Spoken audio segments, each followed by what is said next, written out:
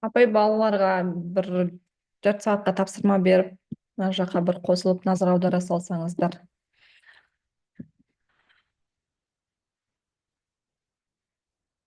Апайларға жаза алсыз ба? Бір хотя бы 10-15 минутқа кіріп қосылсаңыздар. Бізге де бұны талап еткеннен кейін істеуге мәжбүр болып тұрмын уақыттарыңызды алып.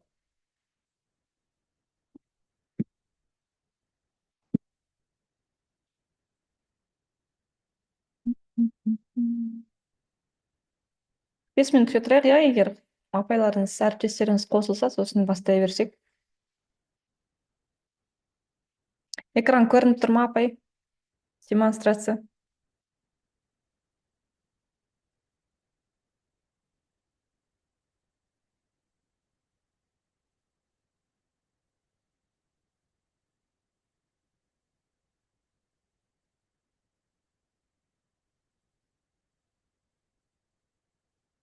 Қазір мен біздің мектептің мұғалімдеріне жазайын, қосылсын деп.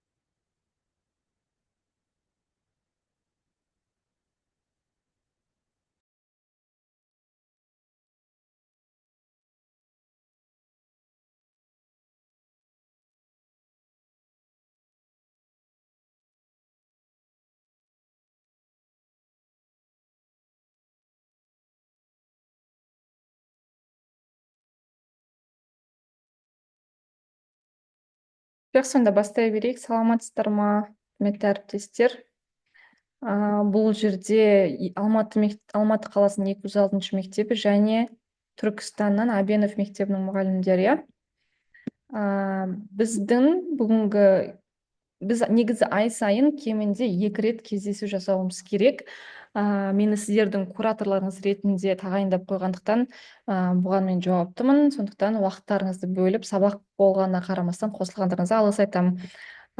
Біздің бүгінгі тақырып ол жалпы кіріспе Акелиусқа 206 мектеп 3 жылдан бері істеп келе жатыр, бірақ Түркістан мектебіне бола осы тақырыпты алдым.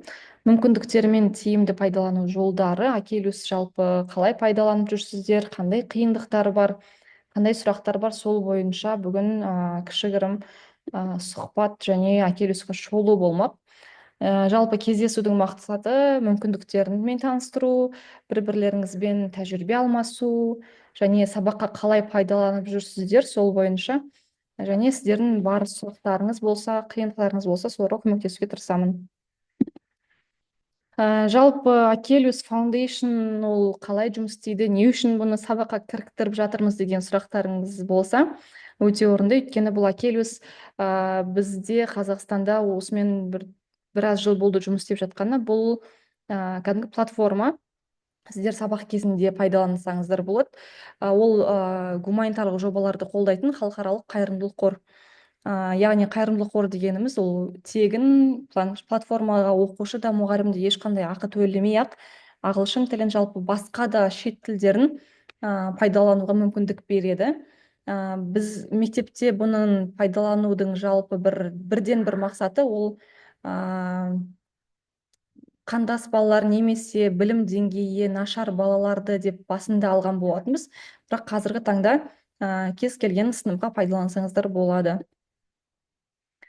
Осы платформаны ашып жұмыс істеп көрген боларсыздар, иә? Сабақта пайдаланып жүрсіздер ма? Ақмарал апай, Жалпы сабақта қалай пайдаланасыздар? Бұл жерде Ақмарал апай жаза алмай жатыр екен. Ой, айта алмай жатыр екен. Я дейді, жақсы. Бұл Акелюсті сіздер қалай пайдаланасыздар? Мысалға, ең басында көп мұғалімдерде түсініспеушілік болып, бұны 45 минут бойы балаларға өтіп жүрген.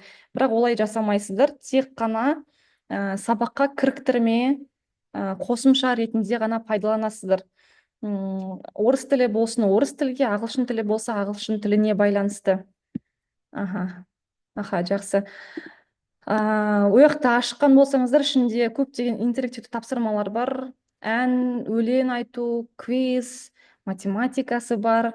Жалпы тілге қатысты әртүрлі интерактивті тапсырмалар. Оларды сіздер кіріктіріп отыру керексіздер. Бірақ енді аптасына 3 сабақ болса да, 3 сабақта да деп айтпаймын.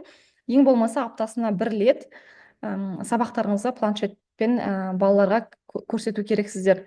Енді бұны қалай пайдалануға болады? Және не үшін пайдаланамыз?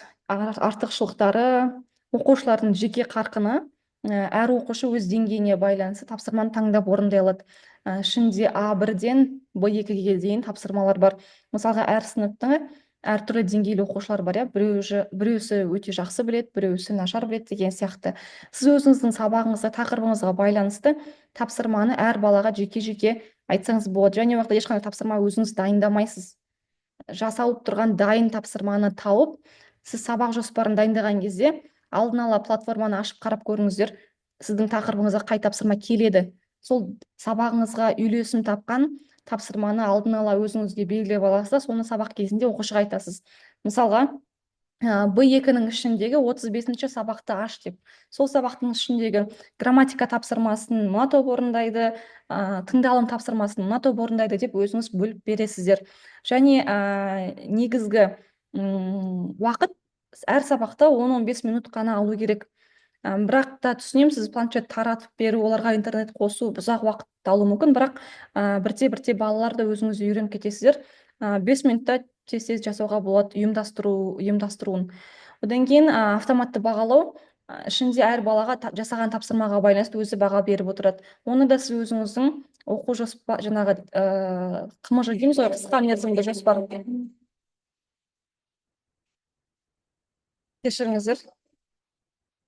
Қысқа мерзімді жоспарға сол тапсырманы сіз кіріктірген кезде тыңдалым тапсырмасы Акелюс бағдарламасы бойынша деп, сол жерде балл беру дегенде, мысалға, бала сол сабақта 10 балл 10 теңге жинаса, сіз соны өзіңіз бағалайсыз. Мысалға, осы балдан 10 балл алса, ол 2 балл немесе 3 балл деген сияқты. Жоқ, 3 сабақта 10-15 минут қана пайдаланасыздар, иә. Бүкіл 45 минут бойы пайдалану қажет емес.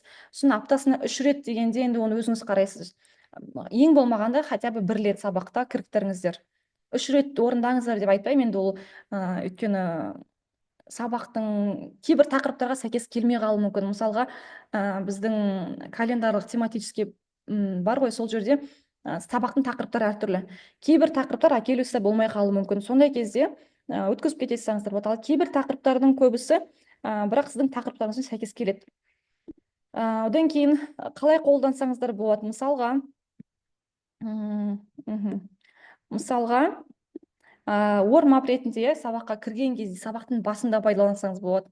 Балалар жиналды, назарын сабаққа аудару үшін, мысалға, өзіңіздің тақырыбыңызға байланысты алдын ала тауып алдыңыз ғой, Акелюс бағдарламасы бойынша. Сол жерден жаңағы билеу дегені бар, немесе қайталау деген сияқты. Ішін ашып көрген болсаңыздар, көптеген мысалдар алсаңыз болады. Одан кейін негізгі бөлімдегі дағдыны дамыту үшін пайдаланасыздар. Мысалға, Акелюстың ішінде грамматика дегені бар, жазылым дегені бар. Сол жердегі тапсырманы балаға қосымша берсеңіз болады. Одан кейін үй тапсырмасына да жеке берсеңіз болады. Өйткені Акелюсті тек қана планшетпен емес, бала өзінің телефонына да жүктеп алып, сол жақтан орындауға болады. Мысалға, кез келген адам, айтып тұрмын ғой, бұл өте ешқандай ақысыз қайырымдылық қор болғандықтан, бұл бағдарламаны кез келген адам, кез келген жаңағы телефонға немесе компьютерларына жүктеп алса болады, сол жақтан тапсырма орындай береді. Мысалға, үйге берсеңіздер, бүгін 35-ші сабақтың тыңдалым, жазылым тапсырмасын жасап келіңіздер дейсіз. Және сізде, егер бала өзінің жаңағы логинімен кіріп тұрса, автоматты түрде сізге қай баланың қандай жұмыс жасағаны көрініп тұрады. Ары қарай Мысалға мен мына жерде мына бір мысалды алдым. Жетінші сыныптарда daily routines деген тақырып бар ғой ағылшын тілінде. Сол жерден сіз Акелюстің ішінен мына жақта Акелюс платформасын ашасыз ғой планшеттен. Сол жақта бүйтіп үш сызық тұрады. Сол сызықты бассаңыз нұсқаулық указатель деген бар. Сол жерге сіз ашып поисковиктен іздеуге daily routines немесе present simple, present continuous деген сияқты өзіңіздің тақырыптарыңызды жазсаңыз поисковикке, ол сізге қандай тапсырма бар соның бәрін шығарып береді. Мысалға бірінші мен там 45-ші сабаққа дейін әрқайсысын ашып көрмейсіз де өзіңізге керек тапсырманы, керек тақырыпты, керек грамматиканы поисковиктен тауып алсаңыз болады. Сол бойынша өзіңіз үйден бір қарап аласыз да сосын соны балаға келесі күн тапсырмаға бересіз. Одан кейін жұптық диалог, спикинг, таск, оның бәрін өзіңіздің шеберлігіңізге байланысты ұйымдастыра бересіздер. Ары қарай енді сіздерге сұрақ Акелюспен жасап көріп жүрген 206 мектептен сұрақтарыңыз болса қоя беріңіздер, және Түркістан мектебінен сіздерде қандай сұрақтарыңыз бар, қандай қиындықтар туындап жатыр. Техникалық сұрақтарыңыз болса да сіздерге планшет берілгенін білемін, және алған балл форматив бағасына әсер ете ма? Жоқ, бұл формативтікі баға әсер етпейді. Бірақ егер сіз оны өзіңіз бағалауға тіркесеңіз, мысалға, сіз жаңағы сабағыңызды жоспарлайсыз ғой, сол кезде сіз критериалды бағалау бойынша 10 балл, иә, сабаққа. Сол кезде мысалға жазасыз, тапсырма, Акелюстің тапсырмасын жасады, иә. Мысалға, ол жерде ол тапсырмаға Акелюстің өзінде 10 балл, 20 балл береді. Бірақ сіз оны алып бәрін 10 балл, Акелюстен 10 алды деп, сабаққа 10 балл қоя салмайсыз ғой. Сіз оның басқа там үй тапсырмасы бар, сабаққа қатысуы бар деген сияқты. Ол 10 балға сіз өзіңіз баға бересіз. Жаңағы бағалау шкаласына, иә. Мысалға, Акелюстен 10 балл алса, ол 3 балл, немесе 8 балл алса, ол 2 балл деген сияқты өзіңіз бағалауды қоясыз. Сіз өздеріңіздің жасаған бір сабақ жоспарыңыз болса маған жіберіп көріңіздер, мен соны бір қарап шығып, қай жерде қателері бар, немесе қай жағын жақсарту керек болса соны айтамын. Тағы қандай сұрақтарыңыз бар?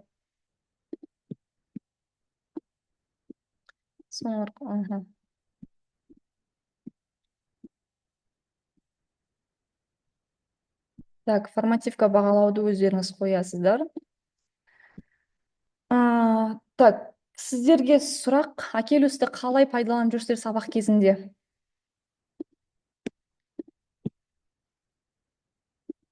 Қандай деңгейінде, қай бөлімінде қолданып жүрсіздер? Қандай қиындықтар бар?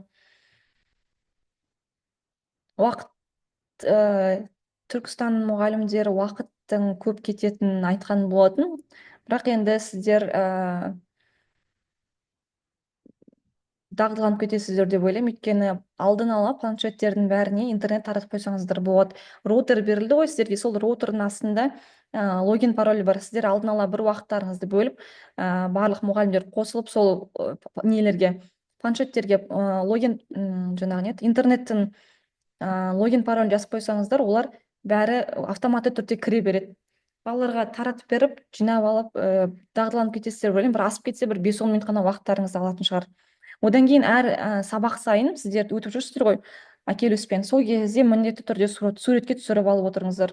Өйткені сіздерден де менен де кейін кім қандай жұмыс өтті деген кезде сол бойынша отчет тапсырамыз.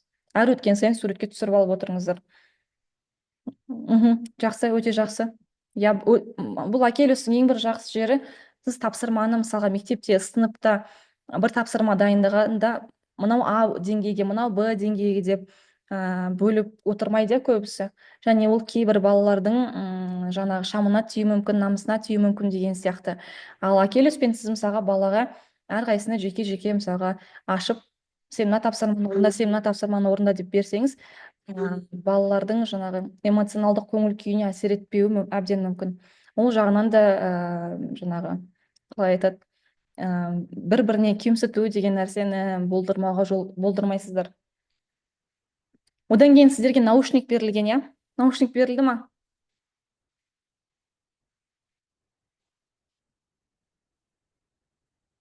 Аха, өте жақсы, иә. Тақырыптық жоспарға байланысты кіріктіресіздер. тақырыптық жоспарлау бойынша кіресіздер, иә, бағана айтқандай кейбір тақырыптар сәйкес келмей қалуы мүмкін. Ол кезде жаңа Акелюсті пайдаланбасаңыз болады. Немесе мысалға біздің мектепке Акелюс Foundation тарапынан бірнеше кітаптары берілген, деңгейлік қысқаша мазмұнды кітаптар берген, сол кітаптарды оқытсаңыз болады арасында.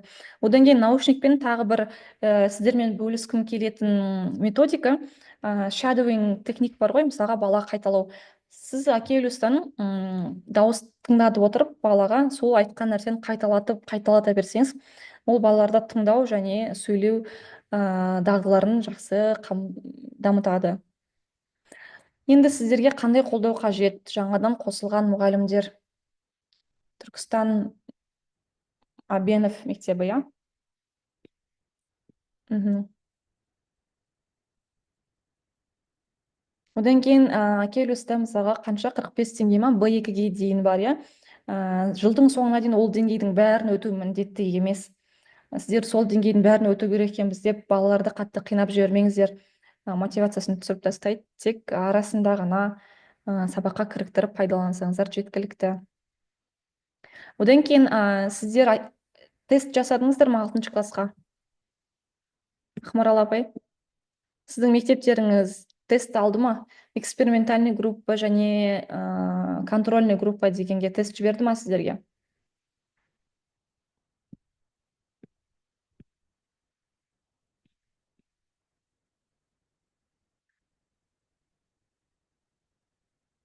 Басқа мұғалімдер сіздерше?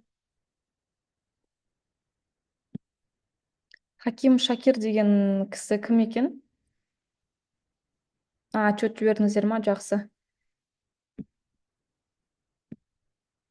Одан кейін егер мүмкін болса бір сабақ жоспарларыңызды маған уақыттарыңыз болғанда жіберсеңіздер, сол бойынша қарап бір кері байланыс берем. Одан кейін жалпы мен не үшін сіздерге қайта-қайта мазалап жазып жатыр деп ойласаңыздар, мені сіздердің менторларыңыз қылып тағайындап қойған осы Алматы мектебіндегі 206 және Абенов мектебі бойынша сіздердің жалпы көмекшілеріңіз деп айтсам болады. Сізге сабақ жоспарын құруға көмектесем, қалай пайдалану керек, қандай сұрақтарыңыз бар, маған жазасыздар. Мен қолымнан келгенше көмектесемін. Егер көмектесе алмаған жағдай болса, онда сұрақтарыңызға жауап тауып беремін. Одан кейін Окулабта бір курс бар, совместно қалай еді, обучение, современное обучение, смешанное обучение деген бар. Сол курсты өту керексіздер. Ол курсқа координат. Салима ханым, саламатсыз ба? Айта беріңіз, қандай көмек керек? Шашты. Ол курс қиын болып көрінгенмен негізі ешқандай қиын емес. Ашып оқулапта смешанное обучение деген бар. Смешанное обучениені ашып бітіру керекпіз. Біздің мектептің мұғалімдері уже бітірді. Енді сіздер де соны уақыттарыңыз болғанда бір арасында ашып көрсеңіздер. Және алдағы уақытта видеоны түгел қарап шықтым. Мен Алматы қаласынан 206 мектеп гимназиядан. Ақмарал апай, сол курсты бірте әлі бітіріп тастау керек. Оған сертификатты Окулабтан бермейді екен, оған Акелюс тарапынан өздері біз сертификатты береміз. Окулаб бұл жылдың соңында ғана бірақ шығады деді. Бірақ тапсыра беріңіздер, сертификаттарыңыз болады, және ол сертификаттарыңыз міндетті түрде аттестацияға жарайды. Ана жақта енді барлығымыз жұмыс істеп жүрген тек сол аттестацияға жарайтын қағаз сертификат үшін ғана жұмыс істеп жүргеніміз енді өтірік емес шығар. Жалпы сондықтан басқа береді. Сіздер жаңағы тестті өтіп, курс біткеннен кейін скриншот жасап маған жібере салыңызшы. Мен соны біздегі Алматыдағы бізден жоғары тұрған кісілерге, сол кісілерге жіберем. Осы мұғалімдер өтті, сертификаттарын сұрап жатыр деп. Олар одан кейін алып береді. Одан кейін тағы да бізде осы Акелюс бойынша. Жаңа Салима ханым, сіз көмек керек дедіңіз ғой, қандай көмек керек сізге? Не түсіне алмай жатырсыздар? Сабаққа қалай пайдаланып жатырсыз?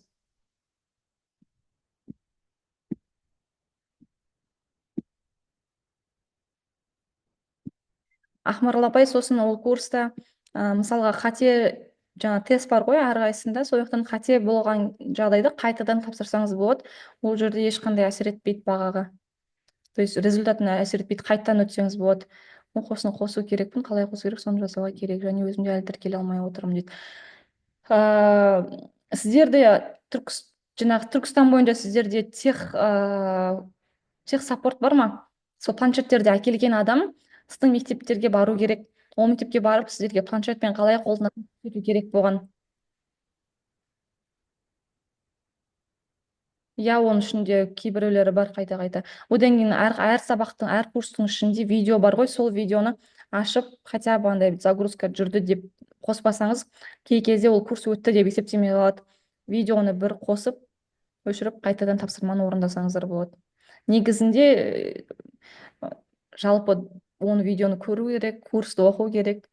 Бірақ осы тағы 1-2 күнде тағы да сіздермен кездесу жасауым керек. Осы айда екі кездесу жасау керек деп едім ғой. Сол кезде мен сіздерге сол курс бойынша жаңағы әртүрлі методика бар, 3 методика бар. Сол методикадан бастап сабақта қалай пайдалануға болады деген тақырыпты тағы бір сөз қозғаймын. Апай, ол жерде өткен кезде сізде тесттен бүйтіп шығып тұрады 180, 90, 80, 60% деп. Сол жақтағы тесттарды орындау керек. Сол тесттарды орындаған кезде ол бүйтіп шығып тұрады. Қазір көрсетейінші.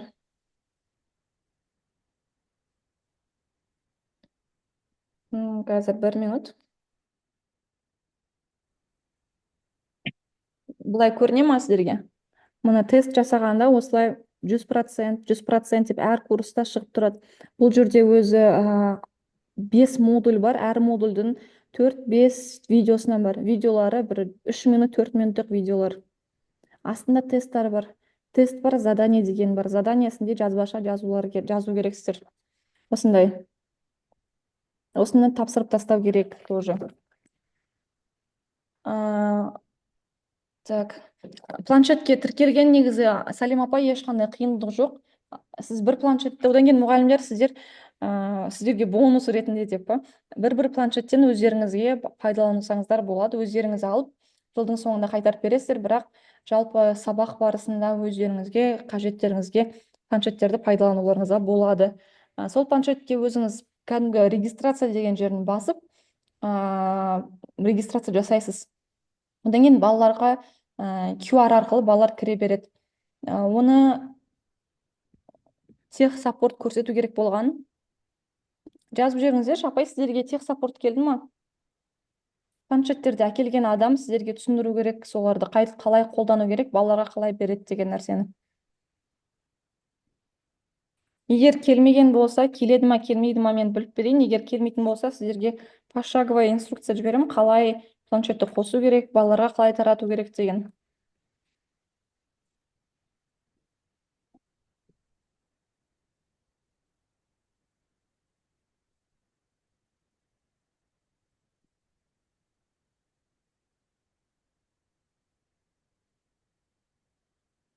Апай, сіз 100 болып тұрған кезде скринға түсіріп алыңыздар, жібере салыңыз.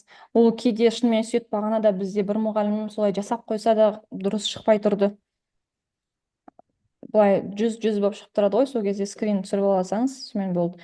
Одан кейін ат жөніңізді жазып жібере салыңыз. Нақты дұрыс ат жөніңізді маған чатқа. Мен айтам, осы кісі чат курсты аяқтады деп. Одан кейін сертификат беретін тізімге қосып қояды. Әсем деген кісі, ол сіздердің кураторларыңыз ба, әлде техникалық бойынша көмекші ма?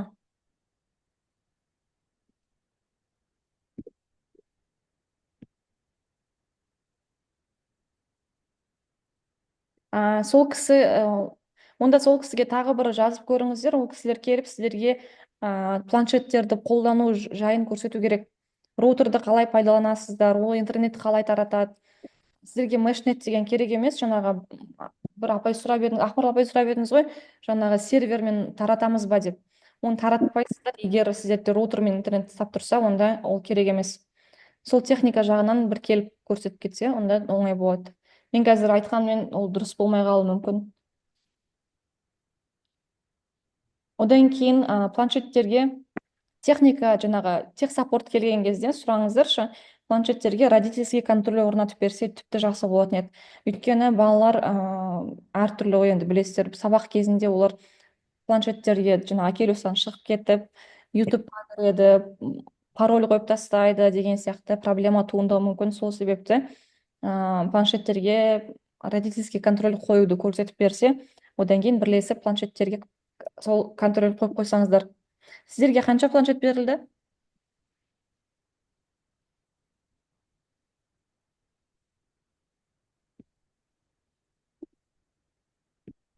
15 планшет па? Жақсы. Орыс тілдерге бөлек па, әлде орыс тілмен сіздерге бірге кезектесіп пайдаланасыздар ма? Онда жақсы екен ғой, сіздерде топқа бөлініп оқитын шығар ағылшын тілі, иә? Бір сыныпқа 12 планшет жететін шығар. Өздеріңіздің роутерларыңыз топқа бөлінбейтіні де бар. Жақсы, енді екі балаға кезек беріп, екі балаға бір планшет беріп солай пайдалансаңыздар болады. Әзірге егер сіздер жаңа планшеттерге интернет тарата алмай жатқан болсаңыздар, әзірше жаңағы интерактивный доскамен, тақтамен Акелюсті ашып балаларға көрсете беріңіздер. Балалар қызығушылық танытып жатса, планшетсіз ақ балалардың өздерінің телефонымен кірсе болады. Жаңа 21 оқушыға планшет жетпесе, 12-сі планшеттен кіреді, қалғандары интернеттері барлар өздерінің телефондарына кіре береді. Немесе роутер болса, соларда да роутермен қосылып, қалғандары телефонмен қосылса болады. Ол жерде бәрі бірдей.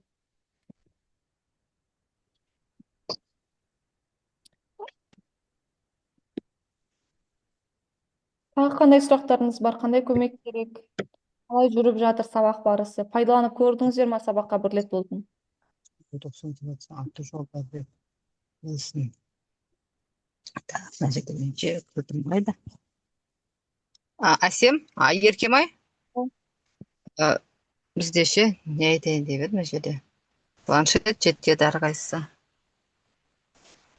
Сабақ бүйтіп қойыпсың ше, сабақ жоспарын бірге құру депсің да. Соны сабақ жоспарын бірге құрғанда өзіміздің планымызға арасына енгізсек болды емес па, иә? Арасына кіріктіресіз. Сіз бағана басында болдыңыз ба, болмадыңыз ба, естімей қалдыңыз ба? Болған жоқ, мен жаңа келдім. Осы енді қосылып отырмын.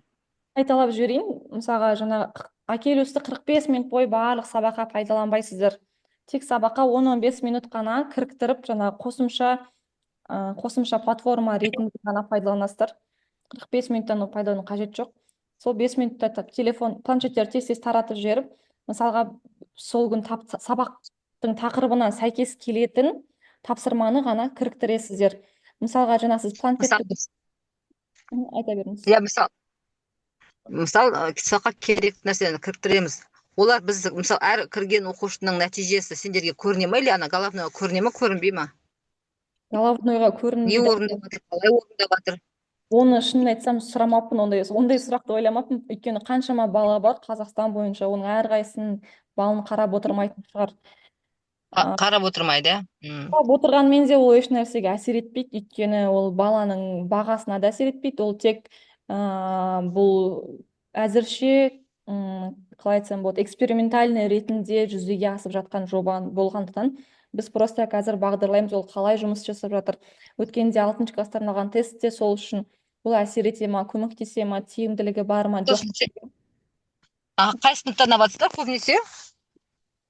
Біз негізі жалпы тапсырмаларға қарайтын болсақ, бұл жаңағы 4, 5, 6, 7 деген сияқты балалардың жасына сәйкес келеді көбінесе тапсырмалары. Бірақ енді мысалға 9-шы сыныптарда бар. Енді оның бір керек емес, олар бәрібір де оны ашып, жаңағы ойындарын жасамайды. Көбінесе сол жаңа жасөспірімдер, орта буындағыларға жақсы әсер етеді.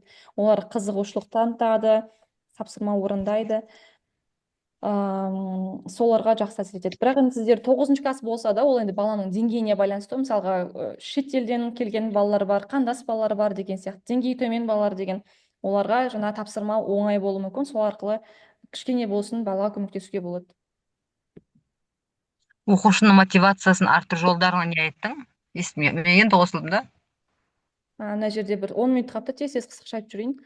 Так, мына жақта көрініп тұр ма барлық оқушылардың мотивациясы? Ол жерде мысалға әр тапсырмада көрініп тұр. тапсырмада платформаның ішіне там ақша береді, тиын береді деген сияқты. Жалпы в целом формат Акелюс форматы жаңағындай грамматиканы оқы, жаз деген емес, ойын форматында көбінесе. Бәрі ойын форматында, сөйлеуде ойын форматында, ән айту арқылы, ойнау арқылы, жаңағы квиз деген сияқты кәдімгі бір игровой платформа сияқты да. Сол тараптан ол бала қызығушылығын арттырады деген пікір қалыптасқан. Мысалға біз сабақта тапсырманы жаз, грамматиканы жаз, оқы, жаз деген сияқты емес та. Әрқайсысы жеке планшетпен ойнап отырып сабақ үйренеді деген сөз ғой. Ал сіз мысалға жаңағы сабақ жоспарда сабақтың басы, ортасы, одан кейін тапсырмалар бар ғой, тапсырмалар. Сол жерге сіз кіріктіре саласыз. Мысалға өзіңіз кітаптағы 5-ші тапсырма дегеннің орнына Акелюстағы 20-ші сабақтың ішіндегі reading тапсырмасы немесе Акелюста 35-ші сабақтағы listening тапсырмасы деген сияқты соны кіріктіріп қоясыз. Сол жерден соған мысалға өзіңіз балл бересіз. 2 балл, 3 балл деген сияқты. Сосын балалардың сол Акелюста жасаған балына байланысты өзіңіз сәйкестендіріп балын қоясыздар. Жалпы осылай. Тағы қандай сұрағыңыз бар, Айнұр апай? Салим апай? Сұрақ деген жоқ қой, бұл Акелюске сендер 3 жыл бойы істеп жатсыздар, мысалы төленбейді деймін да, бір артық жұмыс сияқты ма, өзіме білмеймін енді. Енді әркімнің ой пікірі әртүрлі ғой енді. Бірақ жалпы бұл қазір басталып жатқан. Бір жағынан оқушы көрнекілік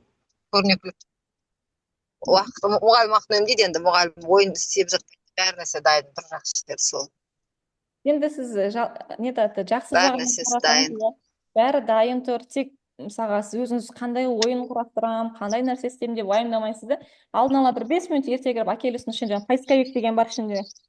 Мынандай 3 сызық тұрады, Акелюс платформаға кірсеңізше, сол жерде поисковик бар, указатель деген жазып, өзіңізге керек нәрсені іздесеңіз, мысалға present perfect немесе holiday, my family деген сияқты жазып қойсаңыз, сабақ тақырыбыңызды ше, сол жерден сізге бар тапсырманың бәрін поисковиктен шығарып береді.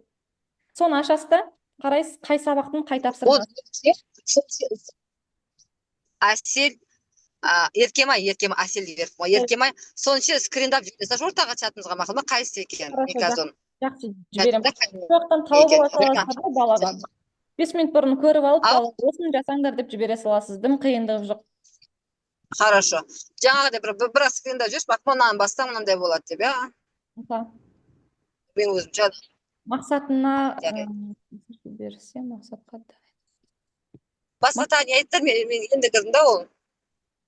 Сол жалпы Акелюс қандай нәрсе, не үшін пайдаланады деген сияқты, сабақтың қай кезеңіне пайдаланған дұрыс, сол жайлы ғана. Бағанадан бері өзім сөйлеп отырмын, апайлар жазып отыр, соған жауап беріп отырмын. Сіз кіріп кішкене жаңғырды ғой. Мақсатына қосқан. Мен еще жолда кетіп сөйлей берем деген ба? Жолда кетіп сөйлей берем ғой. Жолда кетіп үйге кірсем жаңа. Рахмет қосылғандарыңызға, уақыттарыңызды. Алло, кем айтам? Бөліп, айта беріңіз. Жаңа жазып жіберші, мақұл ма, андай скриндап сөндірші, мынаны бастан мынандай болады деген сияқты. Скриндап жүрсем болды.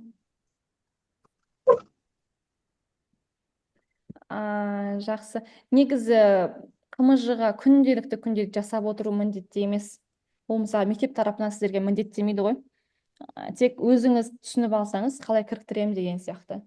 Бізде қазір осы Акелюстың сайты жұмыс істеп бастады. Сол сайтқа өздеріңіздің жаңа жасаған жұмыстарыңыз тіркесеңіздер болады. Мысалға, сіз қандай методикамен жасап жатырсыз, Акелюсты сабаққа қалай пайдаланасыз деген сияқты өзіңіздің жаңалығыңыз ретінде. Мысалға, мен Акелюсты сабақта осылай пайдаланып жүрмін деп сабақ жоспарыңызды жасап тіркесеңіз болады. Ал қазір мен сіздерді сабақ жоспарына кіріктіріңіздер деп қинамай қояйын. Ол сабақ жоспарын құраудың өзі кәдімгідей уақыт алады, оны түсінемін. Тек сабақтың ортасына өзіңіз жаңағы әдіс ретінде, бір тәсіл ретінде ғана пайдаланып жүрсеңіздер, әзірге сол да жеткілікті. Одан кейін машықтанып алғанда жасарсыздар. Қазір қинайтын просто өздеріңіз ойша біліп сабаққа дайындап, аптасына бір рет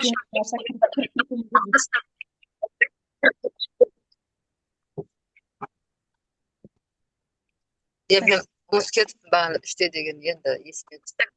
Телефон қарап. Еркеме жақсы рахмет саған көп енді Құдай қаласа білмеген нәрсемізді сұраймыз сенен. Рахмет қосылғандарыңызға. Осы 1-2 күнде тағы бір қосылуларыңызды сұраймын. Осы айда 2 реттен әр ай сайын 2 реттен кездесу керек. Жақсы, сау болыңыздар. Сау болыңыздар, шыға берсеңіздер болады. Көп рахмет. Сабақтарыңызға сәттілік. Оразаларыңыз қабыл болсын.